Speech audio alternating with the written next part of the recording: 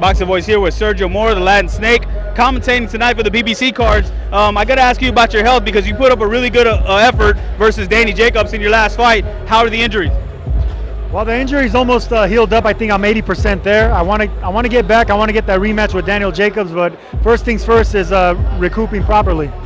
Okay, and you know people did kind of have the odds stacked against you, but you bounced, you knocked them down. It was a back and forth fight. So does that kind of prove that you have a lot left in the tank? Absolutely, I hope it does. I mean, I was like a 10 or 12 to 1 underdog. I can't believe I was that much of an underdog. But I knocked him down in the first round. He knocked me down, or vice versa. The second round, I was winning, I feel, and then the injury happened. I just want another shot. That's it. I was hoping to go the distance. It ended up going only 2 rounds. So, you know, I'm a distance fighter. He's not. I want to take him into deep water next time. All right, and do you have a time frame of when you're going to be back, and maybe if there's any talks from the PBC and what you want in the near future? Yeah, the PBC already has offered fights for me. They want me to come back in March, so hopefully I'm able to come back in March and then get another big fight by June or July. Okay, and I want to move on and ask you about the Jacobs fight. The big win he had, the shocking manner over Peter Quillin. What did you think of that fight? Do you think it was going to end up like that?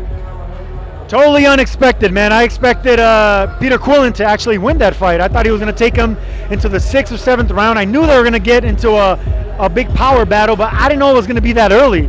So credit to Jacobs for finishing the fight, because if Quillin would have got into the 3rd and 4th and 5th round, I think Jacobs would have been in trouble. But props to Jacobs for finishing the fight early. And that shows how deep the middleweight division is, because like with your fight, they had the odds stacked against you when you went there and you held your own until the injury happened. And then the same thing when Jacobs fought Quillin, they thought he was gonna lose that fight, and he ends up getting a knockout. What do you think Quillin has left? Do you think he needs to move up with the weight struggles?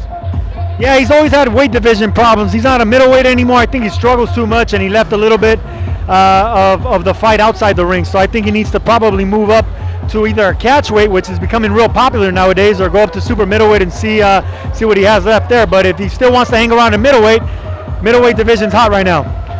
Okay, 2 more questions. Moving on. I want to ask you about the other side of the fence. We got Triple G, we got Canelo. They're in talks, and it's going back and forth of when they're going to fight, if they're going to fight.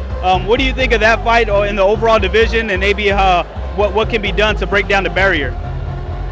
Well, there's a lot of politics going down with promoters and fights and networks and so on. I think that fight should have been done already.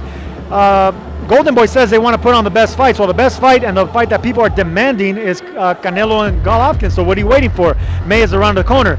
But they're doing the smart thing. Canelo is the middleweight champion, but let him enjoy it a little bit. Give him a couple gimmies. You know, they don't have to be soft fights or touches, but give him a good fight, and then let that fight marinate. Like Bob Arum loves to say, let that fight marinate.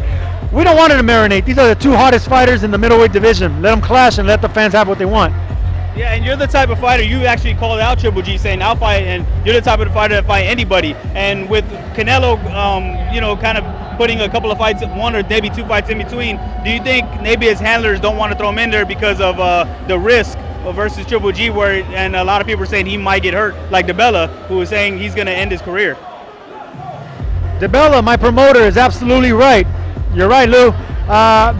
Their promoter, Golden Boy, is doing a good job with Canelo. They want to protect their golden egg, their golden goose, and Golovkin is a monster tearing up the middleweight division, and they don't want Canelo to go in there and leave half of his career. Even if the fight goes into the deeper rounds or the distance, it's going to take so much out of Canelo that who knows what he's going to have left. So, yeah, stay away from that monster right now, and they're doing that, just that. Okay, last question. With the divide with boxing again, coming from a fighter like you who wants to fight anybody and everybody you could get your hands on, you're kind of a throwback. What do you think can be a resolution for these promoters, even though they're going through litigation, but do you think there's kind of a glimmer of hope now that HBO has a new president?